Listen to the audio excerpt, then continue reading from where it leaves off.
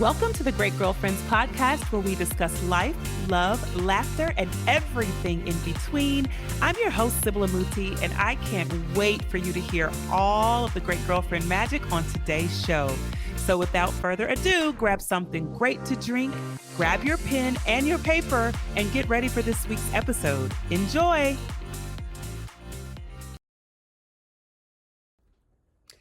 Happy Friday, great girlfriends. Listen, I could not wait until next week to put out part 2 of this conversation with Fawn Weaver, who is the CEO and creator of Uncle Nearest Whiskey and also the author of New York Times bestselling book, Love and Whiskey. This conversation was so special for so many reasons. It was so human and it was so real and honest and it was so empowering. And every bit of this conversation with Fawn will supercharge your present day, your tomorrow, have you rethinking the trauma that you experienced and how you're going to carry it or release it, the choices that you make concerning the partners and the friends in your life, and just the power of who you are and how you belong in this world. So I want you to enjoy part 2 as you go into the weekend, as you share this with your great girlfriends, as you just celebrate this really, really big moment in womanhood that we're experiencing right now. And I just want you to enjoy this second part 2 and then go grab Love and Whiskey. If you haven't grabbed it, go get a copy and then gift one to your great girlfriend. Start the book club, have the conversations, enjoy learning how one man's story has empowered another woman's her story. And it's just so beautiful. So enjoy it. I hope you love it as much as I did. We're jumping right into part 2. Peace. Yeah, he's my bestie for sure. Like Yeah. if a deserted island and he's the only person on it, the problem is I won't care You're that good. I won't care that there's nobody else. That's therein lies the problem. Like you say, you're on a deserted island with your husband for the next 60 years. I'm like, how do I get there? Yeah. When do I pack? Yeah. Like what? Like just tell me what I need. I'm out. Like, Yeah. so yeah, Yeah. no. Most people like, get me off. And you're like, thank you. Thank Finally. you, Yeah. God. But 60 years, like just on a deserted island with my husband, oh, forget it. Oh, it's a wrap. And That's and don't so let there good. be catfish in a lake somewhere. Fried catfish, some hominy. Listen, That's we'll give it. you a bag of grits and then you and That's a it. cast iron skillet and you can have That's your it. way. Done. Done. Okay, Love and Whiskey. Yes. I found the writing impeccable. I Thank found you. the story is so essential and it's loaded with so many lessons, so many like takeaways. Again, like we mentioned before, not just for one type of reader, for anyone who believes in the power of a great story. I also feel like there was so much redemption in the story. And I want to know why now? Why did you feel now was the time to birth this book and gift it to the world? Yeah, you know what? It's something that has been in the works for 8 years. And Mm-hmm. finally, it felt complete. So Okay. for so long, there were certain aspects of it that it just didn't feel complete. I wanted to know where did Nearest Green pass away? Where is he buried? Like there's certain elements that is like where exactly was he born? Was he born in Maryland? Was he born here? There's certain things that I wanted to know before I finished the book. And then I realized those things don't really matter in the context of this story. Mm-hmm. And maybe one day we'll find that out and maybe we won't. But this story is so beautiful that it couldn't be held up for that. And so I think right now, especially in our country, I mean, I'm seeing it all over the world, but especially in our country, we are so desperate for hope and don't know where to find it. So the fact that I could put out a book that within the pages of it could give some hope, yeah, I'm happy to do it. Yeah, it pairs well with the temperament and the climate. It's got Yeah. the healing components. It's got race dynamics. It's got a lot of things that we need to believe in at this Yeah. time in this election season. Things we're facing, conversations, the tone. So it's so good for that. And I love this quote. I want to read this out loud really quickly. Nobody at any time ever thought, hey, this might be an interesting story. We should do something with it. Then I realized Keith and I could be those people. I'd read enough business books throughout my formative years to know that sometimes being in the right place at the right time with the right imagination and resources is all it takes. This is a story people are ready to hear. I thought maybe we should do something with it. It's like it landed in your heart, but it takes a certain type of curiosity to go through hundreds of interviews, to move, Yeah. Yeah. to dive so deeply into the story and not quit, have that relentless desire to unearth the depths of the story. And it takes a certain level of comfort with risk, because Yes. every step of the way of this was risky. Yeah. It's, I mean, the risk didn't just begin at the founding of Uncle Nearest. The risk Mhm. began when we showed up in Lynchburg, Tennessee, and Woo! just me staying there. And most of the time I was there by myself. I was in that Yeah. house by myself. The level of risk, Hmm. and I can't even imagine how much Keith prayed over me every single day as I was there by myself, moving through this town that we were unfamiliar with. And I mean, now I feel like where we are in Shelbyville, but Lynchburg is probably, to me, probably the safest place in the world for us to be. And Wow. everybody looks out for one another. Everybody knows one another. Yeah. And if my car comes rolling through Lynchburg, people know I'm in town, like, and I'm, without me calling anybody. So, Yeah. I think that's so interesting because you're from California mhm. and you have moved to a place where I'm from Tennessee, and we come with rules about where you go, where you travel, where you stop. And Lynchburg is one of those places you do not stop. If you need gas, you get it before Lynchburg, after Lynchburg, but you just don't stop. When you say 1.7% Black, it's Yeah. because many of them were lynched in Lynchburg. So when you, No, not at all. You got that's to what keep reading. we were Yeah, born with. yeah, So right, yeah. this Because is we this, think that name came from lynchings, when in fact it yeah, came from the last name. There's a lot of Irish people named with the last name of Lynch. My chief business officer, her maiden name is Lynch. Like, interesting. that is Yeah, just a very common Irish last name. yeah, And so, but also they actually borrowed the name from Lynchburg, Virginia, which is also very common. Like our Shelbyville right now, it was yeah. borrowed from another. So, but yes, no, absolutely, Those are the there were, stories that we grow up with. Yeah. those are the stories. And unfortunately, so many of those aren't actually true, but we pass them down and we take them as true. Like, I was listening to, I cannot remember the name of the song from Nas, where, and this was back in probably the 90s, where he was breaking down Black history. And he goes through, Africa and Egypt, and he talks about how when Alexander the Great came in, he shot off, or he, got rid of all the noses on the art, what do you call them, not the sphinxes, Not the but statues, but the not stat the pharaohs, yeah. but you know what Yep. I'm talking about, Yep. of all the pharaohs, that, and literally in the video for the song, he talks about that, and it shows that. And that's not at all how that happened. As a matter of fact, Alexander the Great had such a respect for the Egyptian culture, he adopted some of it. Mm. And so what it really was is, over time, it's erosion, and it's also through war. And then it was actually more of a religious thing, that there became a time where it was like, tear down all the statues of everything. So they were ripping down everything, or trying to destroy everything that had to do with a statue, because they believed that would kill the power that was attached to it from a religious perspective. But you Mhm. got a whole generation of Black kids who listened to that song Oh and yeah. believed that it was Alexander the Great who Yeah. got rid of all the noses because the Uh-huh. noses were Black. That is not what happened. So, I think that, a lot of the different traumas that we have, or the different perspectives we have, are actually things that were given to us, and Mhm. they really weren't a gift. So we need to give them back. That's so I, true. I think Jay So Shetty, true. I heard Jay Shetty say it not too long ago, and I think it's so true, which is, most people, they think that they're concerned about what other people think about them. Mhm. Most people. And that's not actually true. What most people are actually concerned about is not what other people think of them, it's what they think other people think of them. Mhm. The perception of, yes, yes. So good. Okay, so So good. coming into Lynchburg, very early on, I decided I was not going to tell people who they were. I was Mm-hmm. going to let them show me who they were. And whoever they showed me who they were, I would believe them. That's good. And I think because of that, I didn't let this thought process of it's called Lynchburg, or Yeah. it's a place that there's so many white people and so few black people, and you dig into it and you find out why that is.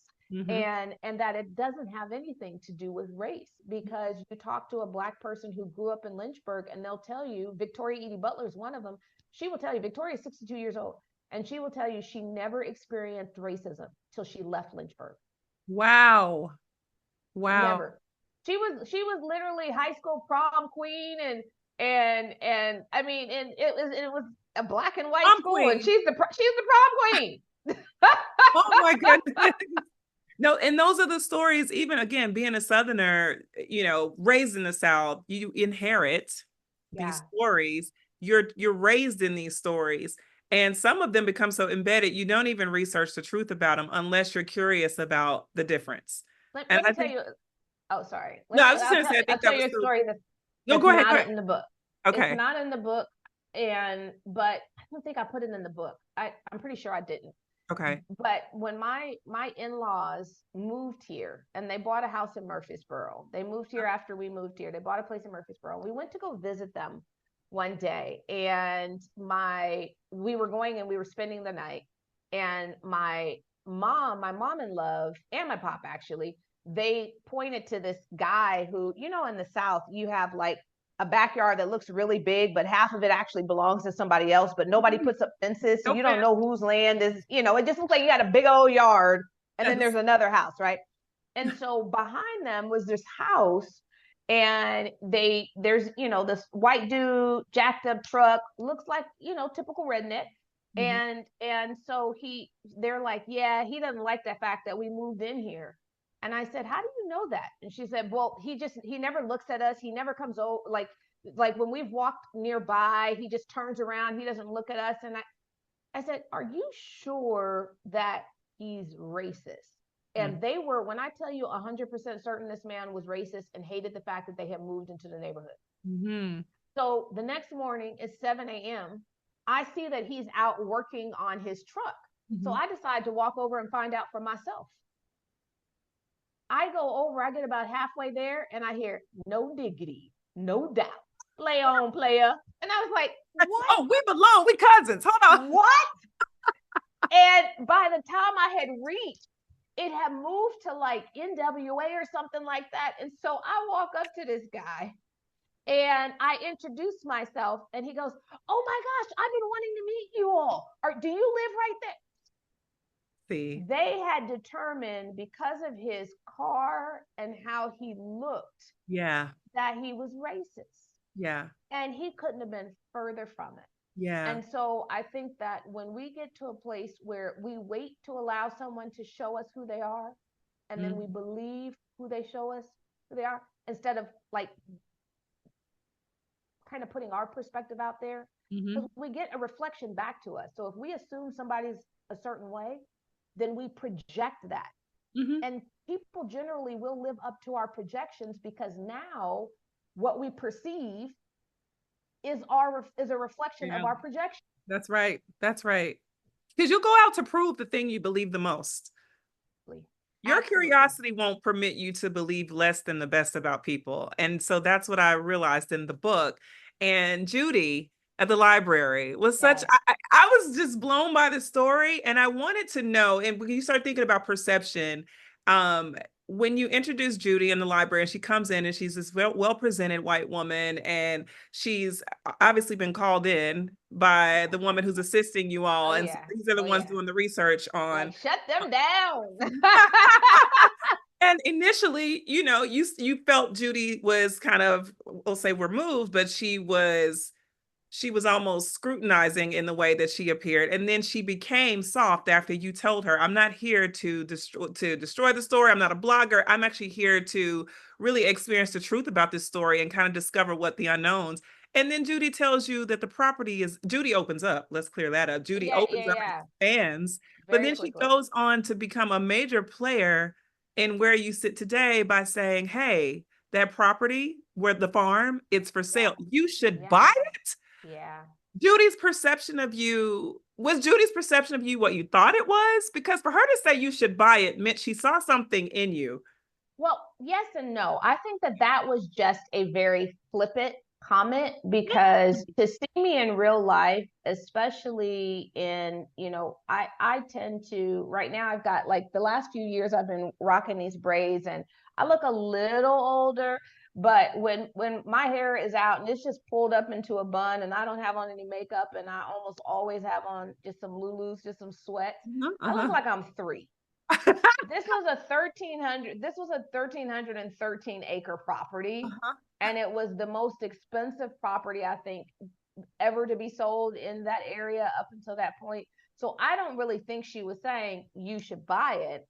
I Mm. think that really it was just kind of a flippant comment, and she just didn't have any way of knowing, well, we're real estate investors, this is what we do, and I know we look 3 years old, but we're not. Yeah. I But totally I read Judy in that moment. I did. I was yeah, like, oh, Judy is discerning. Okay. yeah, well, but here's the thing. A lot of times we do things, the Holy Spirit will speak through someone and Mhm. they won't even remember they said it. And so that absolutely could be the case, but she did pull out a post-it note, draw the map on how to get there, and then she had her cousin call us to take us to the farm, who was a realtor.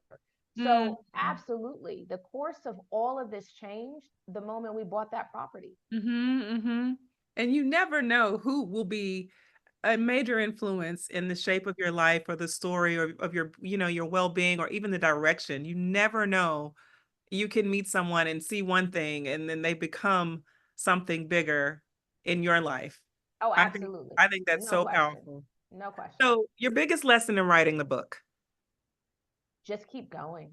Mm. Just keep going, because it ties perfectly back with what we were talking about at the beginning of this. Is there were so many challenges that I could have put this on the back burner and this comes out 10 years from now, Mhm. because there's been so many things going on over the last 8 years. But you just, once you've been given a vision, you just fulfill it. You keep going until you fulfill it, no matter what challenges come your way. So I think the last 8 years for me has just proven how strong I am. Mm. But that strength came the way it comes for everybody. It's not just, I mean, people who pray for strength, I think, are crazy. And the reason I think they're crazy, no, seriously, I Yeah. never pray for strength. I think they're crazy because the nature of strength is resistance. Mhm. There is not a single muscle that has ever been created without having been worked through resistance. That's right. So praying for strength is the same as praying for active Form. resistance. Yes. Stop doing that. Because your trainer's got to give you something to work out. So, Oh my gosh. Stop. Like, if I could get women of the world to do one thing, it would be to stop praying for strength. Like, that would literally be my one piece of advice yes. and my gift to Yes. humanity. I love Women, that. stop praying for strength. Just and, like, through the natural course, you will naturally have enough challenges where you can build that strength Yeah. slowly Mhm. over time. It's Mhm. the difference between building it power walking versus building it doing burpees. Like, it's Right. it's You're real gonna get different. it. You're gonna get Wait, it. you're gonna get it over time. Yeah. But so yeah, it's something that there've just been so many challenges every step of the way. And every time I get over one, it's like that strength muscle just builds and builds and builds and builds. So Mhm. I can say I'm enormously proud of the way that I respond to challenges now compared to when we began this journey.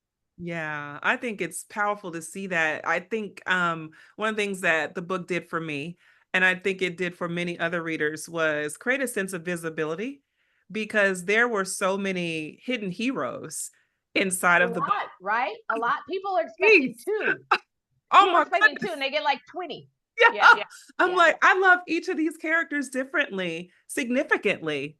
They were yeah. hidden heroes, and I don't even know if they would have known their heroism except by this book being written. There's absolutely, I mean, Nearest's family, each of them who has read it have told me they've gone back and read it 2 and 3 times Mm. because they're so proud of their history, but also they want to be able to share this with people when they're talking. They want to be able to talk about their Uncle Townsend. Like, his story is amazing. Yeah. And almost nobody knew that story.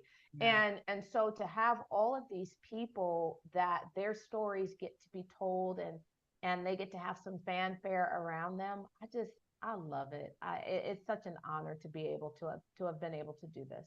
Well, you took the time to detail them in ways that would make them feel so remarkable in their everyday life. And I think most people want to feel remarkable in their daily life. Most people want to feel seen, they want to feel respected, valued, and they'd like to feel that what they're doing is making a difference.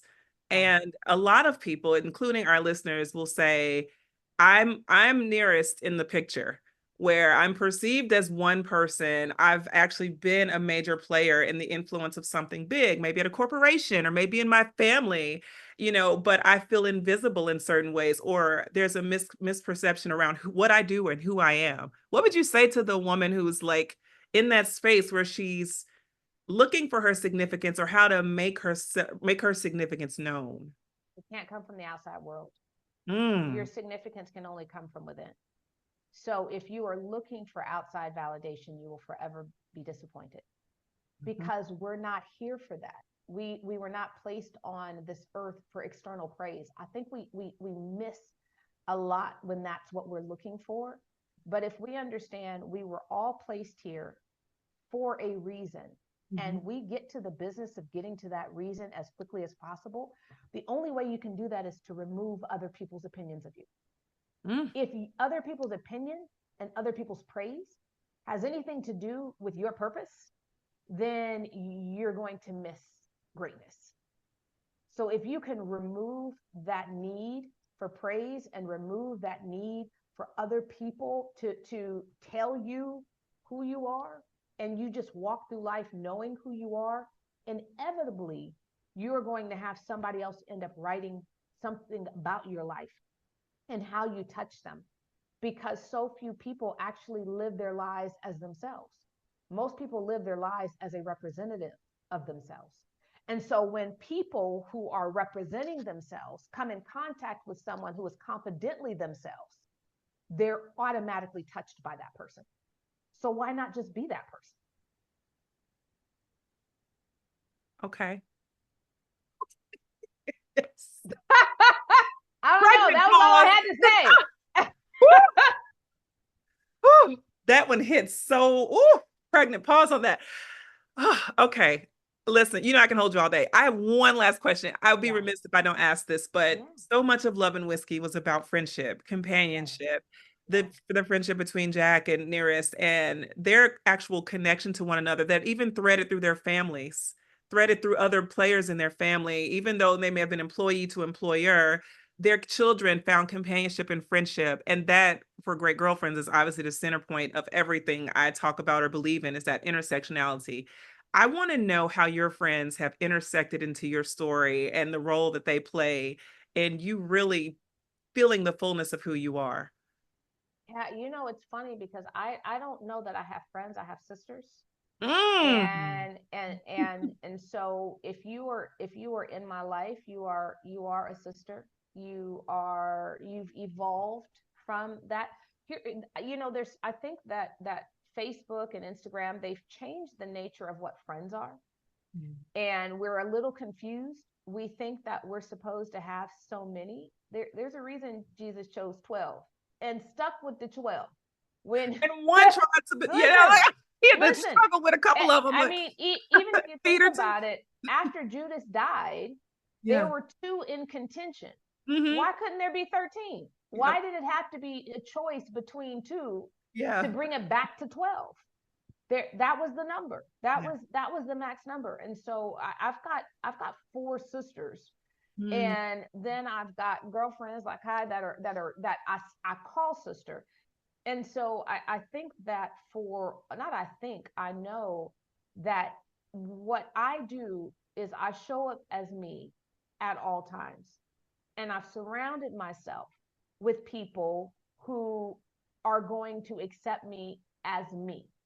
If Mm. you have any desire for me to change any aspect of who I am, good luck with that. Because I will evolve as God tells me to evolve. But if you have an expectation of me that God doesn't have of me, you'll be disappointed every time, because I'm not trying to do anything other than what he has told me to do.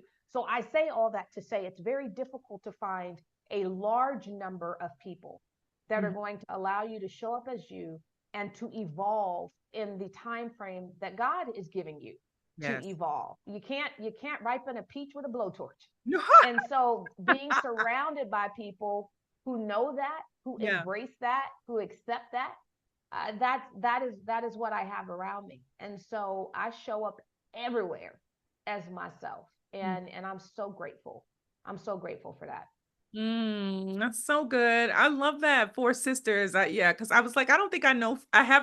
I understand friendship, but I have two sisters and I was born into sisterhood, and sisterhood is what feels the best for me. And I like to just give everyone that exchange of sisterhood. And, Yeah. I understand that completely. What I is an, tell you who's taught me that really well. Have you ever interviewed Tashonda Duckett? no, but I loved her from Oh, afar. that is my sister. That is my sister. Talk about somebody who shows up as herself, right? Yeah.